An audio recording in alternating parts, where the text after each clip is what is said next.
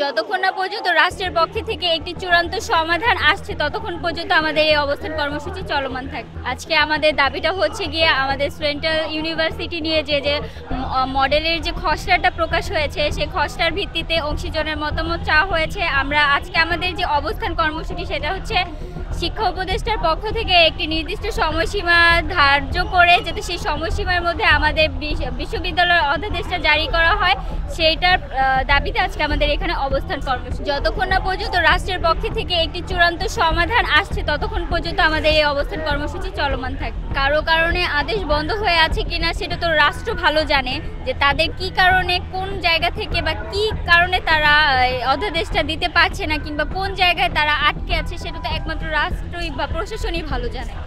আমাদের যে শিক্ষক রয়েছেন তারা আমাদের মুখে আশ্বাস দিলেও যে তারা আমাদের পক্ষে আছেন, কিন্তু প্রকৃতপক্ষে তারা আমাদের পক্ষে নেই।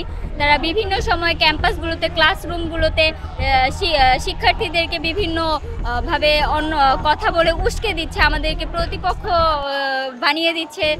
তারা বিভিন্ন ভুলভাল তথ্য দিচ্ছে, এমনকি তারা জোরপূর্বক মেয়েদেরকে ইমেল মন্ত্রণালয়ে ইমেল পাঠানোর জন্য ফোর্স করছে বিভিন্ন সময়। তো এই দিকটা থেকে আমাদের মনে হচ্ছে যে বিভিন্ন পক্ষ বিপক্ষ বিভিন্ন রাজনৈতিক দলের চাপের মুখে আসলে আমাদের অধ্যাদেশটা দিতে বিলম্ব হচ্ছে।